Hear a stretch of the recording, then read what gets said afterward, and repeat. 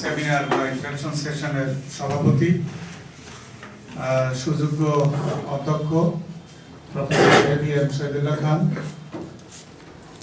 আমার সহকর্মীবৃন্দ professor doctor Ekramul Islam treasurer northern বিশ্ববিদ্যালয়, doctor Javed Mahmud head of the department ভিসা administration, professor Harun Rashid head of the department pharmacy, doctor Masukuzzaman এবং মনোরুল ইসলাম, সহকর্মীবৃন্দ, শিক্ষক শিক্ষিকাবৃন্দ, আসসালামু আলাইকুম and very good afternoon to all of you.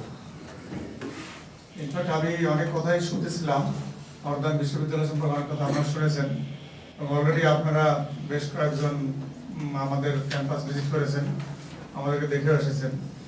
মূলত আজকে যে কারণে আমরা এখানে এসেছি সেটা হচ্ছে, এখন আমরা যে অবস্থায়, যে সময়ে পৃথিবীতে আমরা বসবাস করছি এবং আমরা আমাদের কর্মকাণ্ড চালিয়ে যাচ্ছি, সেই সময়টা আসলে এমন একটা সময় যেখানে সবাইকে সাথে নিয়ে এখন চলা প্রয়োজন।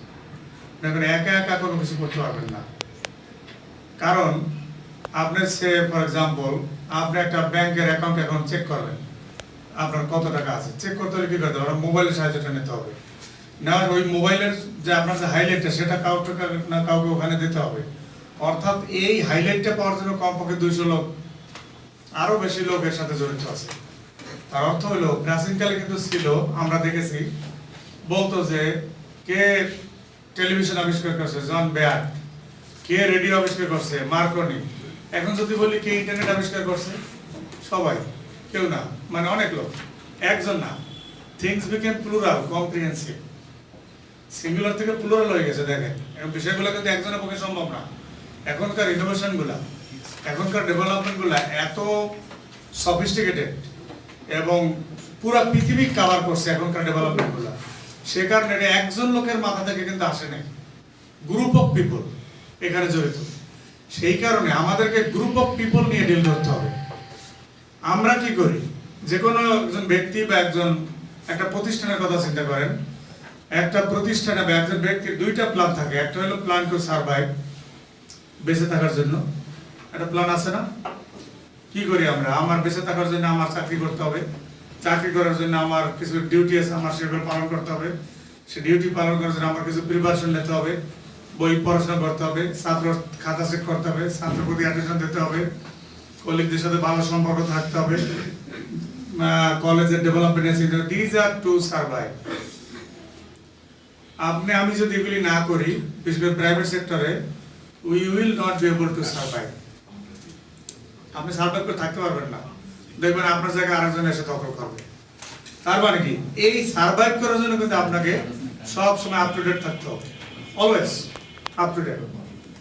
বাট আরেকটা প্ল্যান আছে, সেই প্ল্যানটা যদি আপনার না থাকে তাহলে কিন্তু আপনি গ্রো করবেন না। সেটা হলো plan to grow, plan to survive, plan to grow, growth plan, যেটার ব্যাপারে আমাদের রিবেল সাহেব বললেন যে গ্রোথ প্ল্যানটা কি। গ্রোথ প্ল্যান হচ্ছে ভবিষ্যতে আপনার ক্যারিয়ার গঠনে আপনার আসলে কি করা উচিত। ঠিক কি আপনার কি এভাবে ক্যারিয়ার যাবে, নাকি আপনি অন্য কিছু চান? That is growth plan. In fact একটা প্রতিষ্ঠানেরও যেমনি এই দুইটা প্ল্যান থাকা উচিত, একজন ব্যক্তি পর্যায়ে কিন্তু এই দুইটা প্ল্যান থাকা উচিত। এখন যে গবেষণার কথা বলা হয়েছে, গবেষণাটা কিন্তু সার্ভাইভ করার জন্য দরকার। সার্ভাইভ করার জন্য কিন্তু আমাদের গবেষণা করা দরকার, আবার গ্রো করার জন্য গবেষণা করা দরকার। দুই ক্ষেত্রে কিন্তু গবেষণা করা দরকার। কারণ গবেষণায় দেখা গেছে যারা গবেষণামুখী ইন্ডিভিজুয়াল, গবেষণামুখী ধরেন ম্যানেজার, দে আর বেটার দ্যান আদার ম্যানেজার্স। কারণ গবেষকের চোখ আর একজন নন গবেষকের চোখ এক না, কিন্তু দেয়ার ইজ এ ডিফারেন্স। গবেষক কিন্তু এই যে টোটালটাকে একবারে দেখতে পারে, একজন যে লোকটা গবেষণা করে না সে পুরোটাকে একবারে দেখতে পারে না। যেমন আমি যদি আজকে প্রশ্ন করি যে আমরা এই ছোট একটা জায়গায় বসে আছি, দেখা যাচ্ছে যে এখন অনলাইনে সারা পৃথিবীর মানুষ দেখছে যে আমরা কি বলছি কি করছি। যদিও জায়গাটা ছোট, কিন্তু দেখেন গবেষণার ফলে সেই জিনিসটা কোথায় নিয়ে গেছে। এট দ্য সেম টাইম আমি মনে করি আপনারা যারা এখানে বসে আছেন, আপনারা এখানে বসে আছেন বলে যে এইখানেই আছেন তা না।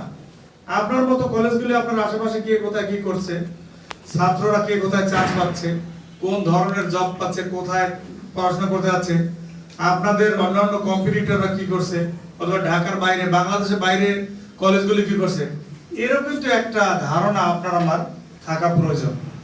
এই ধারণা যদি না থাকে তাহলে আপনি সার্ভাইভ করতে পারবেন না, গ্রোথ পরে সার্ভাইভ করতে পারবেন না। তাহলে আমাদের বাংলাদেশের আমরা যারা, আমি বলবো যে গভর্নমেন্ট সেক্টর প্রাইভেট সেক্টর দুইভাবে চলে। ফর এক্সাম্পল হতে এই জন্য প্রাইভেট সেক্টর গভর্নমেন্ট সেক্টর কিন্তু একভাবে চলে না। There is a difference. ডিফারেন্সটা কি? যে challenge to survive, challenge to growth, always challenging, সব সময় চ্যালেঞ্জিং। কখনো কিন্তু আপনি কিন্তু চ্যালেঞ্জের বাইরে না, কোনো কিছু পার্মানেন্ট না, কোনো কিছু কোনো শেষ কথা নাই, শেষ বলতে কিছু নাই। It is vulnerable, always vulnerable. এই কারণে আমরা বলি যে আমরা যারা প্রাইভেট সেক্টরে আছি, আর তো বললেন স্যারেরা প্রাইভেট বিশ্ববিদ্যালয়, প্রাইভেট কলেজ, প্রাইভেট প্রতিষ্ঠান পৃথিবীতে সরকারি প্রতিষ্ঠান চেয়ে বেশি নাম করছে। MIT, হার্ভার্ড, অক্সফোর্ড, আপনি এগুলি সব ক্যামব্রিজ, সব প্রাইভেট বিশ্ববিদ্যালয়। আপনি বড় বড় কলেজ আপনি আমেরিকার দেখেন নাম করে, সব প্রাইভেট। কেন করছে? বিকজ তারা গবেষণা করে। তেমনি বা ব্যক্তি বিশ্ববিদ্যালয়ের কিন্তু দুইটা উদ্দেশ্য, একটা হলো টিচিং আর একটা হলো রিসার্চ। রিসার্চের মাধ্যমে, through research we add new knowledge with existing knowledge. Existing knowledge কি? এখন আমাদের যে আন্ডারস্ট্যান্ডিং আছে, ধরেন ক্লাস সম্পর্কে, ছাত্র সম্পর্কে, টেকনোলজি সম্পর্কে, বই পুস্তক সাবজেক্ট সম্পর্কে আমাদের বর্তমান যে নলেজ আছে, যদি আমরা গবেষণা করি তাহলে এই নলেজের সাথে নতুন নলেজ অ্যাড হবে, addition of new knowledge with existing knowledge. এটা হলো একটা বিশ্ববিদ্যালয়ের 1 নম্বর কাজ। 2 নম্বর কাজ হচ্ছে teaching. This knowledge is to be disseminated to the new generation through teaching. আমার নলেজ ক্রিয়েশন, নলেজ ডিসেমিনেশন, কাজ কিন্তু দুইটা, নলেজ ক্রিয়েশন, নলেজ ডিসেমিনেশন। আমরা কিন্তু শুধু নলেজ ডিসেমিনেট করে যাই, ক্রিয়েট করি না। আপনার আমার নলেজ তো কিছুদিন পর পর আপডেটেড হয়ে যাবে, তাই না? আমার তো নতুন নলেজ আহরণ করতে হবে। আহরণ করার পর কি? আপনাকে স্টাডি করতে হবে, হায়ার এডুকেশন যেতে হবে, অথবা রিসার্চ করতে হবে, বের করতে হবে new knowledge, and then only you can disseminate. এজন্য আমরা দেখি ভালো টিচার যারা, আপনাদের এখানে অনেক পপুলার টিচার আছে, আমি শিওর পপুলার টিচার আছে। কেন পপুলার জানেন? দে আর রিসার্চ ওরিয়েন্টেড। এটাই আপনি খবর নিয়ে দেখেন। They understand their students, they understand the need of their students, they understand, they have their developments of their subject in them, they know the development of the subject. তারা জানে এই সাবজেক্টের ডেভেলপমেন্টটা বর্তমানে কি হচ্ছে, মার্কেটে কোথায় কি হচ্ছে, কি পড়লে কি পড়াইলে ইউনিভার্সিটিতে চান্স পাবে, এই জিনিসটা সে জানে। এবং সে একটা পথ দেখাতে পারে, একটা ভিশন, একটা লং টার্ম একটা গোল সে ছাত্রদের তুলে ধরতে পারে, যে কারণে ছাত্ররা তাকে পছন্দ করে। সুতরাং আমাদেরকে ভিশনারি হতে হবে, আমাদেরকে রিসার্চ ওরিয়েন্টেড হতে হবে, এবং রিসার্চের মাধ্যমে যে আমরা যে নলেজ আহরণ করব, that is to be disseminated to our next generation. কারণ তাদেরকেও ইকুইপ করার দায়িত্ব কিন্তু আমরাই নিয়েছি। এই সমাজের শিক্ষকরাই কিন্তু জাতি গঠনের দায়িত্ব নিয়েছে, অন্যরা কেউ জাতি গঠনের দায়িত্ব নেয়নি, আমরা নিয়েছি। আমরা শুধুমাত্র চাকরি করি না।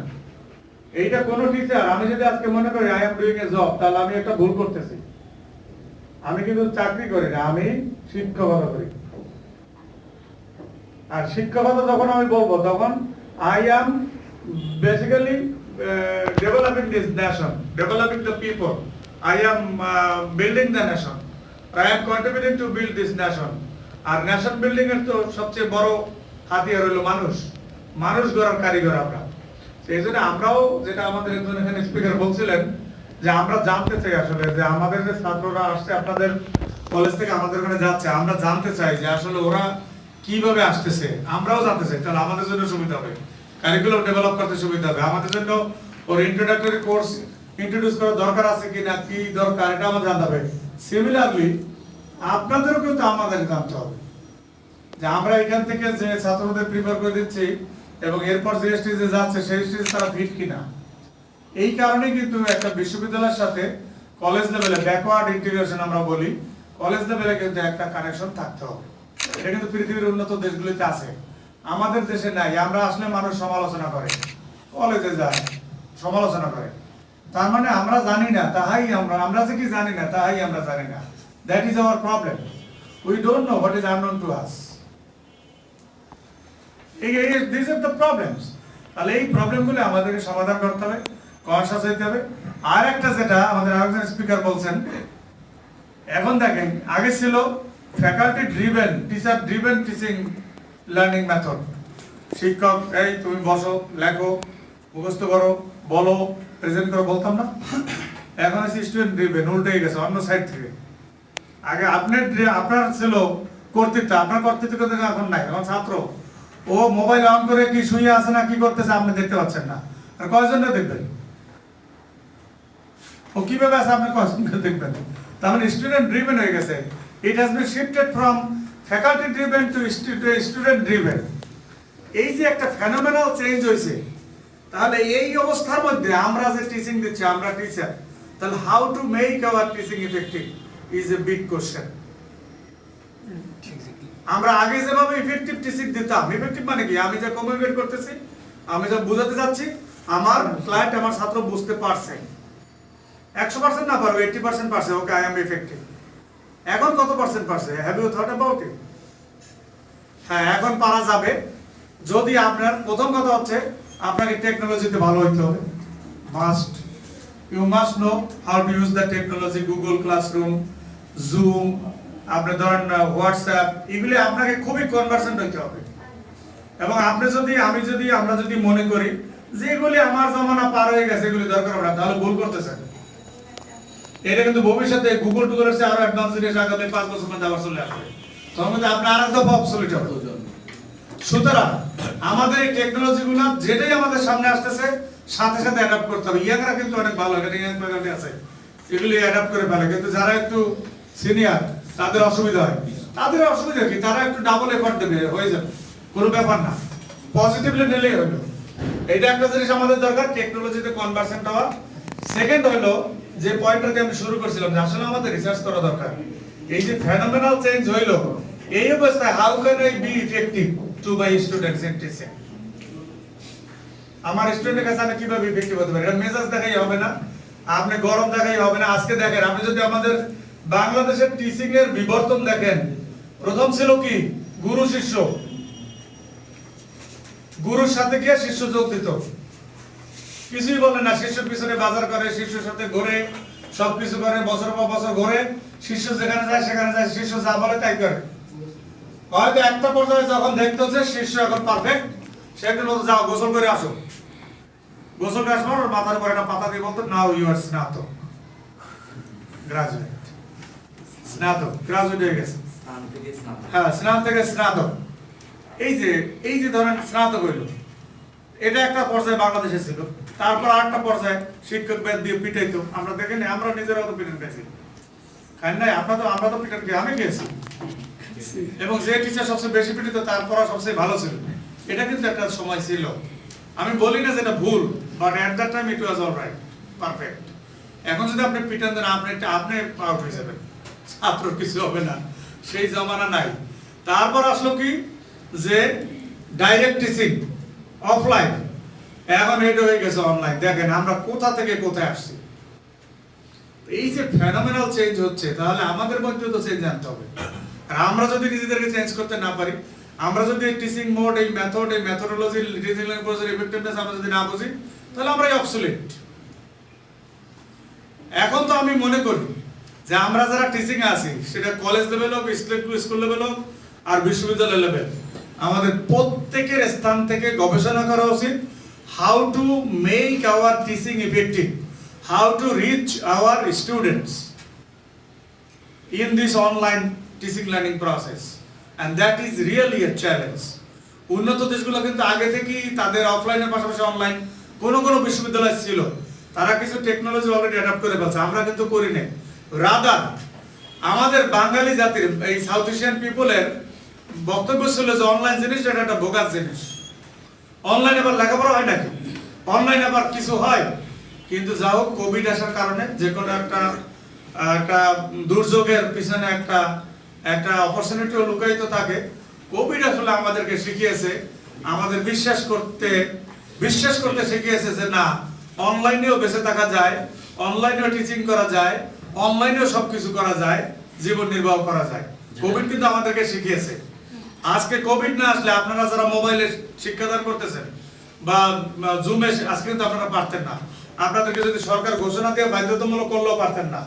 তার প্রমাণ হইল সরকার বলছে যে বিদ্যুৎ বিল এবং গ্যাস বিল মোবাইলের মাধ্যমে দেওয়া যাবে। কত পার্সেন্ট লোক দেয় জানেন? 5%ও দেয় না। কিন্তু যদি বলে শুধু মোবাইলে দেওয়া যাবে, অন্য কিছুতে দেওয়া যাবে না, তাহলে 100% হবে। অন্য কোনো ব্যাংকে যে টাকা জমা দেওয়া যাবে না, মোবাইলের মাধ্যমে দেবে। তখনও খুঁজে বেড়ে শিখে ফেলাবে যে বিকাশ অ্যাকাউন্ট করবে, তারপর ওখান থেকে মাইনাস করবে, তখন আর ব্যাপারটা কিন্তু এরকম হয়ে গেছে। সো আমাদেরকে এখন সম্মিলিতভাবে, যে কথাটা আমি শুরু করছিলাম, আমাদেরকে সম্মিলিতভাবে কাজ করতে হবে। এখন একা না, আপনার যেখানে গ্যাপ আছে আমি যদি সেখানে হেল্প করতে পারি, আই উইল হেল্প ইউ। আমার যেখানে গ্যাপ আছে সেখানে আপনি যদি হেল্প করতে পারেন, you are most welcome to help me. আসলে এটা এখন একটা উইন উইন একটা সিচুয়েশন, একটা কম্প্রিহেন্সিভ একটা দুনিয়া, যেখানে একটা কাজ করার জন্য অনেক লোকের সাহায্য দরকার হয়। এরকম একটা পৃথিবীতে আমরা এখন বসবাস করছি। সো আমরা এখানে আসছি, আপনারা যদি মনে করেন যে আপনাদের এই যে টিচিং লার্নিং প্রসেসে, যেহেতু অফলাইন থেকে অনলাইন, কোনো ধরনের প্রবলেম আছে, you are most welcome to contact us. কারণ আপনারা দেখছেন আমাদের সাথে অনেক এক্সপার্ট আছে, অনেক প্রফেসর আছে, বিভিন্ন দেশে পড়াশোনা করে আসছে, কম্পিউটার সায়েন্সের প্রফেসর আছে, ওনারা শিখাইতে পারেন, এক্সপার্ট আছে। আরেকটা জিনিস, এক্সপার্টের কাছে কিন্তু যেতে হবে, এক্সপার্ট ছাড়া হবে না। আমি একা একা কিন্তু কিছু শেখা যাবে না, যেতে হবে। আমরাও যাই, আমরাও শিখি। আমিও আমার মেয়ের কাছে বলি যে তুমি এটা একটু দেখাই দাও তো আমারে, তো দেখাইতে তো হচ্ছে, কারণ আমি তো পারতেছি না, ও পারে, ও আমার চেয়ে আগে পারে। সো আমাদেরকে জানতে হবে, তা নাহলে কিন্তু ওই যে আমি কথাটা বলছি, we must have our plan to survive and also must have our plan to grow. দুইটা প্ল্যান নিয়ে আগাইতে হবে, তা নাহলে কিন্তু হবে না। এটা যেমনি প্রতিষ্ঠানের জন্য সত্য, তেমনি ব্যক্তি ক্যারিয়ারের জন্য কিন্তু এটা সত্য, বেঁচে থাকার জন্য কিন্তু দরকার। সো আমরা মূলত একটু জাস্ট এরকম ইন্টারাকশন করার জন্য আসছিলাম, যেহেতু একটা নতুন ব্যবস্থার মধ্যে দিয়ে আমরা যাচ্ছি, আপনারাও যাচ্ছেন, আমরা সবাই চ্যালেঞ্জের সম্মুখীন। এই অবস্থায় কিভাবে আমরা বেটার টিচিং দিতে পারি, বেটার রিসার্চ করতে পারি, বেটার থাকতে পারি, সেই বিষয়টা একটু ইন্টারাকশন করার জন্য আপনাদের সাথে এসেছি। অ্যাট দি সেম টাইম, যদি আপনাদের ছাত্ররা, ডেফিনেটলি আমরা তো আমাদের বিশ্ববিদ্যালয় থেকে আসছি, আমাদের ইন্ট্রোডিউস করব। আমাদের পার্মানেন্ট ক্যাম্পাস হয়েছে, আপনারা জেনেছেন এবং দেখে আসছেন। আপনার ছাত্ররা যদি পার্মানেন্ট ক্যাম্পাসে বা আমাদের বিজনেস স্কুল, ফার্মাসি স্কুল আছে ঢাকা কলেজের সামনে গ্লোব বিল্ডিং এ, এখানে আছে, যদি আপনাদের ছাত্ররা পড়তে চাই, you are most welcome to recommend your students. And আমরা হেল্প করব, আমরা চেষ্টা করব, আপনারা এখান থেকে প্রিপেয়ার করে দেন, তারপর আমরা দায়িত্ব নেব। তো আমি আজকে এই প্রোগ্রামে এসে আপনাদের সবার যে এই যে সুশৃঙ্খল এবং যে মনোযোগ সহকারে কথাগুলো শুনছেন, এটা থেকে আমি সত্যি আমার খুব ভালো লাগছে। আমি কিন্তু এই পর্যন্ত ধরেন 200 কলেজে গিয়েছি গত 15 বছরে। আমি যাই, আমি কেয়ার করি না, আমি কেয়ার কথা বলে আমার ভালো লাগে। তো আমি কিন্তু এরকম শৃঙ্খলভাবে টিচাররা বসে আরেকজন টিচারের কথা শুনে, এটা একটু বিরল। তো আমার খুব ভালো লাগছে যে আপনারা কথাগুলো শুনছেন, এবং আপনারা, আমার মনে হয়েছে যে আপনারাও মানে অ্যাটলিস্ট যদি আমরা আজকের এই সেমিনারের মাধ্যমে আপনাদের চিন্তার মধ্যে একটু নাড়া দিতে পারি, তাহলে তো আমি মনে করবো যে আমরা আজকে এখানে আসছি এটা সাকসেসফুল। তো আমি আশা করি যে আজকে এই কলেজের যে প্রতিষ্ঠাতা, সুযোগ্য নেতৃত্ব, এবং এখানে আছেন আমাদের ABM শহীদুল্লাহ খান, ওনার নেতৃত্বে এই কলেজ আরো উত্তরোত্তর ভালো করবে, আরো সমৃদ্ধি লাভ করবে। এবং এই প্রসেসে যদি আমরা অংশীদার হতে পারি, তাহলে we will love to be the part of this development process. With this, আমি আপনাদের সাবধানে থাকার জন্য এবং ভালো থাকার জন্য আমি কি বলবো, দোয়া করি, প্রার্থনা করে আমি আমার বক্তব্য এখানে শেষ করছি। যে ছেলে মেয়েরা বিদেশে যাওয়ার জন্য পাগল হয়ে যাচ্ছে, তাই না? কোনো মতে একটু হয়তো কলেজ বা তারও আগে ম্যাট্রিক পাস করলে, SSC পাস করলেই বিদেশে চলে যেতে চায়। এটা আসলে খুব দুঃখজনক, এবং আমরা যদি ইতিহাস দেখি আসলেই দুঃখজনক। কেন আমি বলছি, 3000 বছর আগে আজকে থেকে পৃথিবীর প্রথম ইউনিভার্সিটি কিন্তু মোটামুটি এই অঞ্চলেই হয়েছিল, টাক্সিলা, যেটা পাঞ্জাবে। সেখানে পৃথিবীর প্রথম ইউনিভার্সিটি হয়েছে। এবং আজ থেকে 1200 বা 1400 বছর আগে আমরা দেখি এই অঞ্চলে 5টা ইউনিভার্সিটি ছিল, জাস্ট আমাদের অঞ্চলে। এবং তাদের মধ্যে আমরা দেখি যে ফ্যাকাল্টি আদান প্রদান হতো, এক ইউনিভার্সিটির ফ্যাকাল্টি গেস্ট লেকচার হিসেবে আরেক ইয়েতে যেত, এবং তাদের মধ্যে একটা কিন্তু এখন বাংলাদেশের বর্ডারের মধ্যেই পাহাড়পুর, আপনারা পাহাড়পুরের নাম বৌদ্ধবিহার, সেখানে কিন্তু একটা ইউনিভার্সিটি ছিল। কিন্তু আজকে দেখছি আমরা যে আমাদের ছেলেমেয়েরা সব বিদেশে যাওয়ার জন্য পাগল হয়ে যাচ্ছে পড়াশোনা, হায়ার এডুকেশন। এটাও স্টপ করবে আমাদেরই তো কর্তব্য, এখন আমাদেরই দায়িত্ব পড়েছে আপনাদের, আমাদের এটাই উই মাস্ট স্টপ ইট। হ্যাঁ, আমাদের এডুকেশন লেভেলকেও আমাদের সেখানে নিয়ে যেতে হবে, যাতে আমাদের স্টুডেন্টরা বাইরে যেতে চায় না। টারশিয়ারি এডুকেশনে আমরা যেটা বলি, যেটা হচ্ছে গিয়ে higher education, university level education, এর তিনটা দিক আমরা দেখি আর কি। একটা দিক বলা হয়, কিছু কিছু গুরু মানে শিক্ষার গুরু বলেন যে ছেলে মেয়েদের আমরা চিন্তা করার ক্ষমতাটা দিয়ে দেবো। ইউনিভার্সিটি এডুকেশন ছেলে মেয়েদের চিন্তা করার ক্ষমতা দিয়ে দেবে, ইন্ডিপেন্ডেন্ট থিঙ্কিং, যে তারা নিজেদের মতো করে চলতে পারে, যাতে তারা লিডার হয়, হ্যাঁ, তারা একা কাজ করতে পারে, এইটাই আইডিয়াটা দেবো। আরেকটা স্কুল অফ থট বলে যে না, this is the age of specialization. আজকাল স্পেশালাইজেশন করতে হবে, ইউনিভার্সিটি তাদেরকে একবারে স্পেশালিস্ট করে দেবে। আজকাল খালি ওই চিন্তা করার ক্ষমতা দিলেই চলবে না। এবং থার্ড জিনিস যেটা ইউনিভার্সিটি দিতে পারে একটা স্টুডেন্টকে, যেটা মোস্ট ইম্পর্টেন্ট, সেটা হলো নেটওয়ার্কিং, প্রফেশনাল নেটওয়ার্কিং। যে ইউনিভার্সিটিতে পড়লে আমরা যে নেটওয়ার্কটা তৈরি করতে পারি, জীবনে আমার এগিয়ে নেওয়ার জন্য এটি একটা পাথ হয়ে থাকে। স্কুল কলেজে যে ফ্রেন্ড হয় তাদের সাথে কিন্তু আত্মিক সম্পর্ক, তাদের সাথে কিন্তু আত্মার সম্পর্ক একেবারে, কিন্তু ইউনিভার্সিটি যে ফ্রেন্ড হয় তার সাথে কিন্তু মানে প্রফেশনাল রিলেশনশিপ। ইউনিভার্সিটি মানুষজনকে এই তিনটা জিনিসই দিয়ে থাকে বলা হয় আর কি। এবং আপনারা হচ্ছেন মানে মানুষ গড়ার কারিগর, আসলে সত্যি কথা একেবারে। হ্যাঁ, আপনারা শুধু শিক্ষাই দিচ্ছেন না, আপনারা কিন্তু উপদেশও দিচ্ছেন স্টুডেন্টদের। স্টুডেন্টরা আপনাদের কাছে আসে, নিশ্চয়ই আমি নিশ্চিত যে আমি কোন ইউনিভার্সিটিতে যাব, সেই জন্যই কিন্তু আমরা আজকাল এসেছি। হ্যাঁ, আমরা বলবো না আপনাকে যে আমার কাছে পাঠান, কিন্তু আমার সঙ্গে ইনফরমেশন দিতে এসেছি আপনাদেরকে, যে যদি মনে করেন যে এটা উপযুক্ত, তাহলে আমাদের মানে তৈরি বাংলাদেশে নিয়ে আসছেন একেবারে।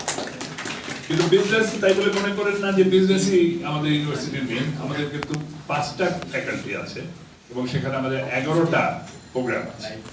তার মধ্যে আমাদের 3টা ইঞ্জিনিয়ারিং প্রোগ্রাম আছে, CSC computer science and engineering, triple E, এবং টেক্সটাইল ইঞ্জিনিয়ারিং। আমাদের হেলথ সায়েন্সের উপর একটা মাস্টার্স আছে, আমাদের ফার্মাসি হেলথ স্যার আছে, এখানে আমাদের ফার্মাসি আছে, আমাদের ইংলিশ এবং বাংলা ডিপার্টমেন্ট আছে। এটা কিন্তু বেশ কম ইউনিভার্সিটি, এবং অবশ্যই আমাদের বিজনেস অ্যাডমিনিস্ট্রেশন। সুতরাং আপনারা এই সব দিকেই আমাদের স্টুডেন্টকে পাঠাতে পারেন। আমাদের ইউনিভার্সিটির সম্বন্ধে আরো বলতে গেলে আমরা কিন্তু একটা খুব সুন্দর, আপনারা হয়তো কেউ কেউ দেখেছেন, আশুনে একটা বিউটিফুল আমরা নতুন ক্যাম্পাস মানে করেছি, এবং এখনো ক্লাস সেভাবে শুরু হয়নি, কোভিডটা গেলেই আমরা সেখানে ক্লাস শুরু করব। কিন্তু তাছাড়াও আমাদের ঢাকা শহরে আরো 3টা ক্যাম্পাস আছে, বনানীতে, ঢাকা কলেজের উল্টা পাশে গ্লোবে, এবং আরেকটা হচ্ছে গিয়ে কারণ বাজারে, 3টা ক্যাম্পাস আছে। আর যদি বলতে হয় যে স্টুডেন্ট পাঠাবেন, সেটাও স্যার বললেন। আরেকটা জিনিস আমি বলবো, একটু আমাদের কিছু আপনাদের নিজেদের ডেভেলপমেন্টের জন্য কিন্তু আমরা আছি। হ্যাঁ, ইউনিভার্সিটির কিন্তু 2টো কাজ, এটা আমরা অনেক সময় ভুলে যাই।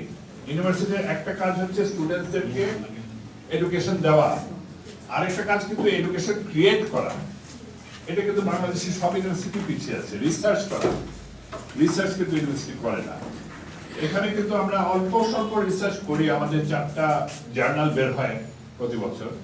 এখানে আমি আপনাদেরকে বলবো যে আপনারাও লেখা দেন, রিসার্চ করেন, আমাদের লেখা দেন, আমরা সেটা ছেড়ে দেবো। এটা আমাদের একটা স্কোপ আছে। আর স্যার আরেকটা জিনিস বললেন যে নিজের ডেভেলপমেন্টও কিন্তু করতে হবে। আমি কিন্তু 50 বছরের পরে ডক্টরেট করেছি, আফটার দ্য এজ অফ 50। আমি নিজেই সব, হ্যাঁ, আগে আসলে আপনারাও, আমার মনে হয় আগে আসলে আপনারাও ডু এন এমবিএ। এমবিএ করতে কিন্তু কোনো ডিসিপ্লিন লাগে না, আমাদের ইংলিশ থেকেও স্টুডেন্ট আসবে, ভবিষ্যতে ইনশাল্লাহ এটা কাজ হবে। সুতরাং আপনাদের কাছেই আমাদের ক্যাম্পাস। সুতরাং স্টুডেন্টদেরকে আপনারা পাঠাবেন ইনশাআল্লাহ, সেটা আমরা দেখছি, কিন্তু নিজেদের জন্য কিছু থ্যাংক ইউ। আমি আর বেশি কথা বলবো না, থ্যাংক ইউ। জানাচ্ছি আজকের অনুষ্ঠানের আমাদের শ্রদ্ধাভাজন নর্দার্ন ইউনিভার্সিটি বাংলাদেশের শিক্ষকবৃন্দ এবং আমার শ্রদ্ধেয় এই স্কুলের শিক্ষক শিক্ষিকাবৃন্দ এবং যারা আজকে ক্যামেরার দায়িত্বে আছেন, বিভিন্ন কলাকৌশলী সহ এবং দেশ বিদেশ থেকে যারা অনলাইন টেলিভিশনের সাথে ইসলামবাগ আইডিয়াল অনলাইন টেলিভিশন সরাসরি সম্প্রচার হচ্ছে অনুষ্ঠানটি। সারা আমাদের প্রতিদিনই আমাদের প্রচারিত হয় কোনো না কোনো অনুষ্ঠান, সপ্তাহে অথবা সপ্তাহে একটা হলে হয়। সারা দেশ বিদেশ থেকে মুভমেন্ট অ্যাপ্রোচ সবাই এটা দেখেন, আমাদের যারা বক্তা সকল আছেন বা আমাদের পরিচিত সবাই দেখে থাকেন। আজকে আমাদের অনুষ্ঠানটি সম্প্রচার হয়ে চলছে। আমরা দেশ বিদেশে যারা দেখছেন তাদেরকে আমাদের এই অনুষ্ঠান স্থল থেকে আমাদের শ্রদ্ধা জানাচ্ছি, সালাম জানাচ্ছি। এবং আজকে এমন একটি সময় আমরা এসে পৌঁছেছি, এই আমাদের অভিশাপ যুক্ত যে একটা সাল 2020 আসলেই সে 20 আমার কাজে 20-এর ছোবল প্রায় 20 লক্ষ মানুষ নিয়ে নিয়েছে পৃথিবী থেকে। এমন একটি 20 আমাদের মধ্যে আসছেন। তা আমরা অবশ্যই আমরা জানি এই সমাজ জীর্ণ সমাজ, এই সমাজ ভাঙতে হবে, ভাঙতে গেলেই বাধা দিবে, বাধা দিলেই বাঁধবে লড়াই, এই লড়াই জিততে হবে।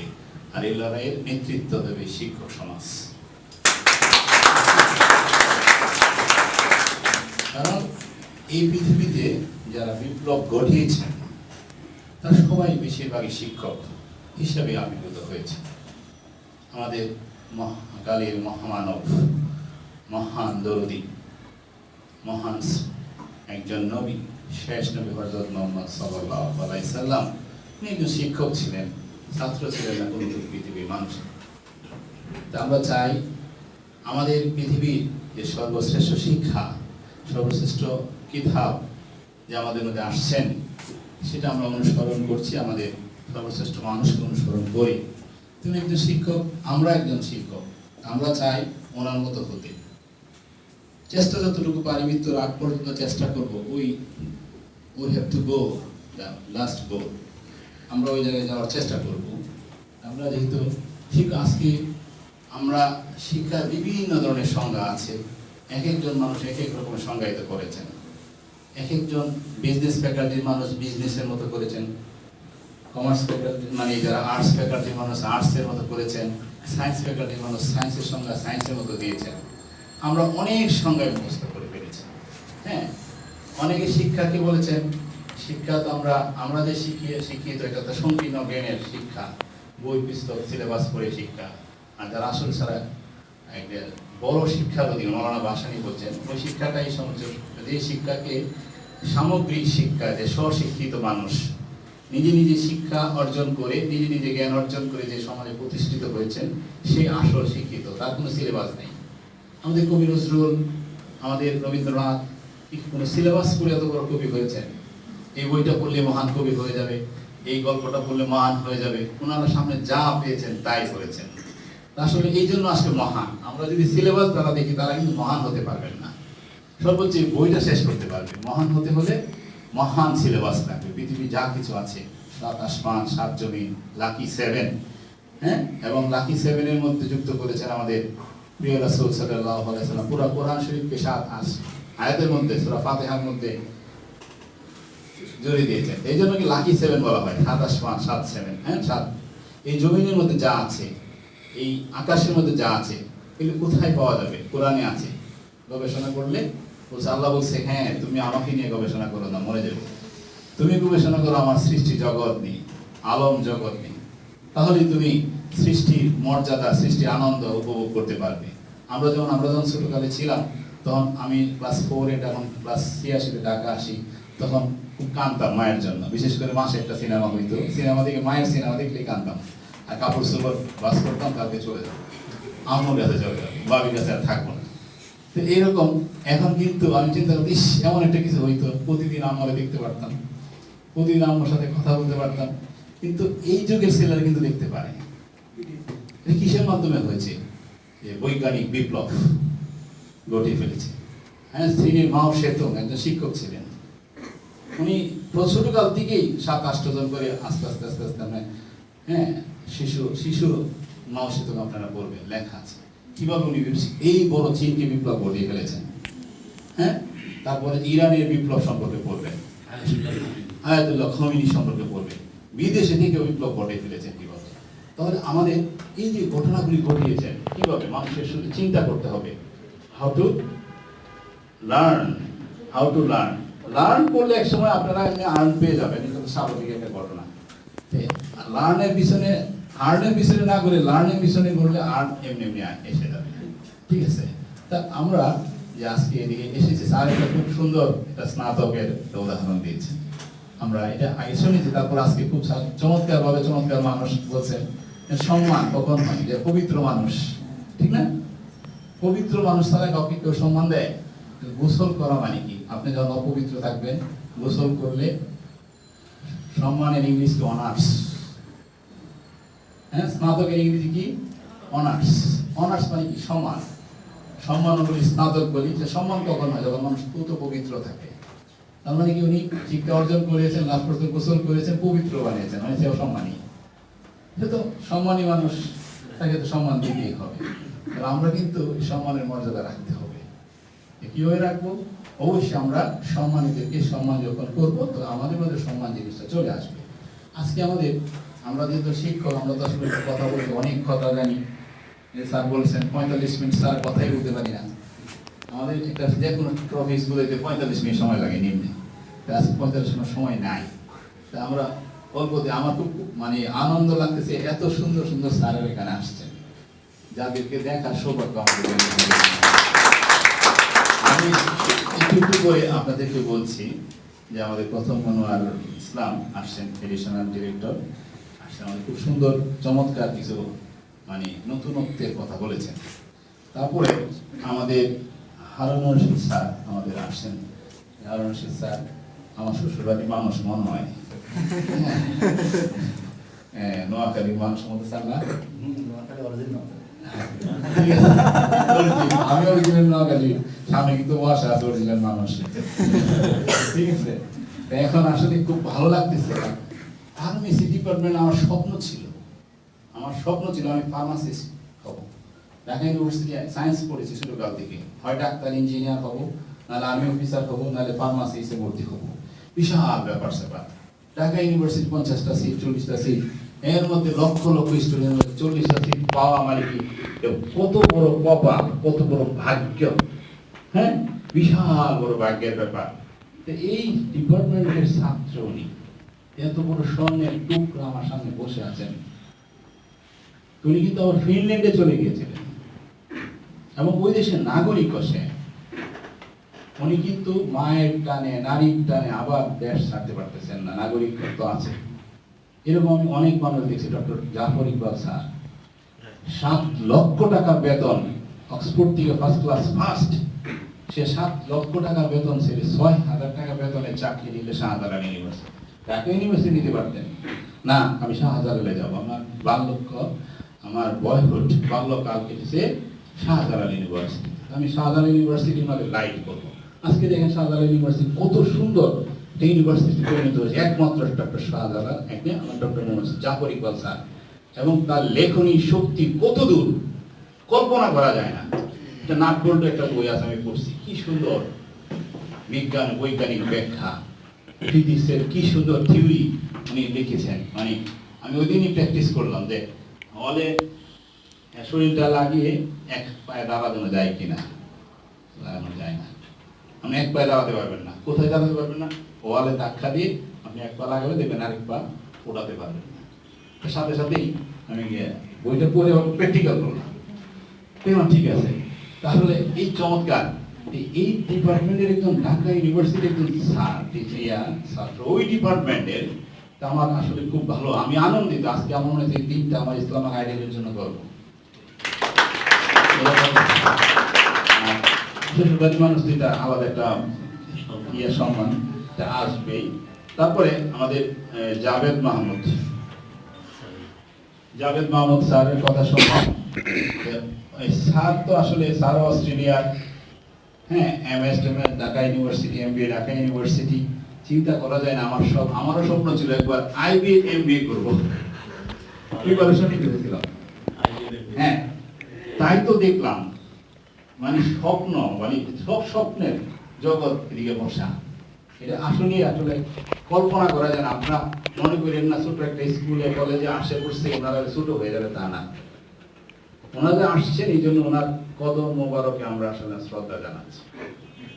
ওনারা যেন আমাদের জন্য দোয়া করে যান, স্যার আমাদের জন্য দোয়া করে যান, আমরা যেন আমাদের এই কোমলমতি ছাত্রছাত্রীদেরকে এই বাংলাদেশ চালানোর leading capacity from this school হবে। মানে এই ইরান একটা স্কুলের থেকে ইরানের বিপ্লব করছে। ইরানের টিচার একটা স্কুলের মাধ্যমে ইরানের বিপ্লব ঘটে গেছে। স্কুলের সকল ছাত্রছাত্রী মিলে কিসের মাধ্যমে? যুদ্ধ, হাতি, হাত, নলেজ লার্ন করে শুধুমাত্র আয়াতুল্লাহ খোমেনি। এই যে স্যারকেও স্যার জাভেদ মাহমুদ স্যারকে চমৎকার বক্তব্য দিয়েছেন, আমি খুব মনোযোগ সহকারে স্যার বক্তব্য দিয়ে শুনছি। এই বক্তব্যতে আমার আসলে ব্যক্তি জীবনে উপকার আসছে, অনেক আসবে ইনশাআল্লাহ। তারপরে আমাদের আরেকজন তো আমার খুব অনেক আগের থেকে প্রিয় মানুষ, আজকে মনে হয়েছিল একটা কথা বলবে, ডাক্তার মাসুক বর্ষা আমাদের সামনে বিজনেস ফ্যাকাল্টি। আর আমরা এই স্যারের কথা বলি আর কি। আমার ছিল মনে হয় দেখলে হাসি লাগে আমার। মানে যতই সফর করছি, উনি আমাদের সফর গুলিতে 20 কিলোমিটার, 50 কিলোমিটার, 100 কিলোমিটার গেছি, উনি কেমন হইতো 10 কিলোমিটার। কারণ উনি কথা শুরু করলে সবাই হাসাইতে 100 কিলোমিটার শেষ। গোরা মানুষ ডক্টর কিনা আমাদের কিনা গফুর স্যার, উনিও হাসতেছে, ঠিক আছে। এত বড় মানে আছে 95 বছর গোরা উনি, এখন আল্লাহ বাঁচিয়ে রাখেন। বাসা শিক্ষা আব্দুল গফুর আমাদের শিক্ষক চিনেন তাকে। এই জন্য বলতেছিলাম যে ওনার চেয়ে আসলে জ্ঞানের ভান্ডার। উনি কিন্তু সকলের স্বপ্ন ছিল ডক্টরেট কিভাবে পাওয়া যায়। স্কুল জীবনে ওনার স্যার ওনাকে তিরস্কার, আগে স্কুল পাস করার পর আছে ডক্টরেট। উনি স্কুল জীবনে স্বপ্ন দেখছেন যে ডক্টর, এত ছোট বয়সে ডক্টরেট ডিগ্রি অর্জন করছেন বাংলাদেশে নেই, খুব কম আছে, খুব কম, রেয়ার। আমাদের যে আমার শ্রদ্ধেয় বড় ভাই বন্ধু সবকিছু, আমার শিক্ষক, আমার শ্রদ্ধাভাজন ব্যক্তি ডক্টর ইকরামুল ইসলাম, উনি ম্যাথমেটিক্সে অনার্স মাস্টার্স করে আলিগড় ইউনিভার্সিটি থেকে ডক্টরেট করে নিয়ে আসছেন। বিশাল একটা অর্জন। তারপর আমার আজকে যে আমাদের প্রধান অতিথি, আমার আসলে বক্তার তো কিছু নাই, আমি কি বলবো বুঝতে পারছেন তো, মানে যে সভাপতির কোনো বক্তব্য নাই, আমটুম সব চুষে খেয়ে ফেলে, লাস্টে কিছু থাকে এগুলো বলার জন্য অনেক কিছু করে নেয়, ঠিক আছে। এটাকে চুষে দিকে আমি বৈজ্ঞানিক পদ্ধতি কিছু বাই করতে পারি কিনা রস, ঠিক আছে। এখন আমার কথা ডক্টর নজরুল ইসলাম স্যার, উনি ঢাকা ইউনিভার্সিটির স্টুডেন্ট। আচ্ছা, সবচেয়ে বড় জিনিস হলো উনি যে ইউনিভার্সিটিতে পিএইচডি করছেন, এশিয়ার মধ্যে সবচেয়ে দামি ইউনিভার্সিটি, এটা হলো এআইটি। স্যার দুঃখ করে বলছেন এআইটির এক সময় পাকিস্তান আমলে বাংলাদেশে হওয়ার কথা ছিল। আজকে বাংলাদেশ কত যে মানে আরো 100 বছর এগিয়ে যেত যদি এআইটি বাংলাদেশে হতো, কিন্তু বাংলাদেশের পাকিস্তান সরকার থেকে দেয় নাই। বলছে কি পাকিস্তান লাহোরে করো, ইসলামাবাদ করো, ঢাকাতে দিব না, দেয় নাই। আজকে তারা গেল না ব্যাংকক, না কোথায় জানি, ব্যাংককে করে ফেলছে। এত বড় ইউনিভার্সিটি, তাহলে অবশ্যই তারা বিপ্লব ঘটানো কেন? ওই ইউনিভার্সিটি পিএইচডি করা, ঢাকা ইউনিভার্সিটি বিবিএ এমবিএ করা, বুঝলেন, বিশাল ব্যাপার। এখন স্যার বিভিন্ন ইউনিভার্সিটি সব বিভিন্ন ইউনিভার্সিটিতে অধ্যয়ন করে, মানে অধ্যাপনা করেছেন।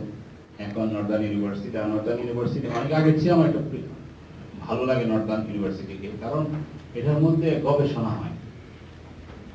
আসলে কি ইন্টারমিডিয়েট পর্যন্ত হইলো শুধু খাওয়া, বমি করার সময় হলে ইন্টারমিডিয়েট পড়ে, এটা হলো শুধু মুখ খাবে, পেট ভরে খাবে, বমি করবে কোথায়? অনার্স হলে এক সাবজেক্টের উপর 5-6 বছর পড়তে হয়। আর এত বছর শুধু গিলছি আমরা, ইন্টারমিডিয়েট কত গিলা। তা এই যে ইউনিভার্সিটি, এটা গবেষণামূলক, এবং এই ইউনিভার্সিটি এই জন্যই ভালো, এই ইউনিভার্সিটির ছাত্ররা বিভিন্ন জায়গায় প্রতিষ্ঠিত, এবং প্রতিষ্ঠিত করার জন্য টিচাররা মানে প্রভাবিত করেন, তারা দেখেন, তাদেরকে প্রমোট করেন। যেমন আমরা আমাদের স্কুলটা কলেজটা ছোট হলেও অত্র 50টা কলেজের মধ্যে সেরা কলেজ কেন এটা? এই ইউনিভার্সিটি, এই কলেজ থেকে প্রতি বছর ঢাকা ইউনিভার্সিটি চান্স পায়। এমন দেশে 1 বছরে 6-7 জন, মাত্র 50,000 স্কুল কলেজ আছে বাংলাদেশে। একজন করে হলে তো ঢাকা ইউনিভার্সিটি লাগে 50,000। এত আছে।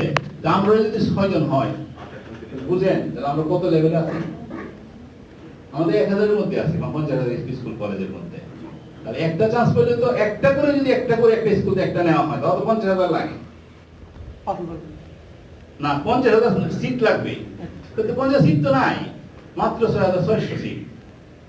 এই চিন্তা করেন আমাদের এই কলেজ থেকে ইনশাআল্লাহ স্যার, আমাদের শ্রদ্ধা রেখে বলছি, এটা গর্ব আমাদের, এটা একটা তো আমাদের ইউনিভার্সিটি থেকে জগন্নাথ বিশ্ববিদ্যালয় সহ বিভিন্ন কোনো না কোনো ইউনিভার্সিটি, ঢাকায় জগন্নাথ ঢাকা ইউনিভার্সিটি, মেডিকেল বিভিন্ন জায়গায় পড়ে আমাদের এলাকায় প্রতিষ্ঠিত। এবং এই এলাকায় যেহেতু নতুন এলাকা, নতুন ঢাকা, এটা পুরান ঢাকার সাথেই এটা একটা ঢাকা শহরতলি কি বলা হয় এটাকে, নতুন ঢাকা স্থানটা বলছির পরে এই এলাকার উত্থান, মানে 1960 সালের পর। এর আগে এটা ভূমি ছিল, নদী ছিল, আমরা যে আগে আছি এটা উত্তাল নদী ছিল, হ্যাঁ, কুস্তা ছিল একটা খেয়াঘাট, এদিকে নৌকা মাঝিরা নৌকা নিয়ে আসতো, ঠিক আছে। এখন এই জায়গায় থেকে আমরা কিন্তু আল্লাহর রহমত আমরা আলো দিচ্ছি, আমাদের স্বপ্ন কিন্তু স্যার আরো বড়। এই জন্য আজকে আপনাদেরকে পেয়ে আমি আনন্দিত। এই জন্য স্যার, একজন স্যার বলছেন যদি আমাদের কোনো ল্যাবরেটরি ব্যবহার করতে সুযোগ দেওয়া হয় স্যার, আপনারা মনে হয় একটা আইকন হবে, একটা দরিদ্র একটা এলাকার একটা স্কুলকে আপনারা এইভাবে প্রমোট করতেছেন। আমি স্যার আপনাদের কাছে জীবনের জন্য আমাদের শিক্ষকরা, ছাত্ররা, এলাকাবাসী সবাই ঋণী থাকবে, আমরা যদি আমাকে বিজ্ঞানের গবেষণার কিছু সুযোগ দেওয়া হয় না।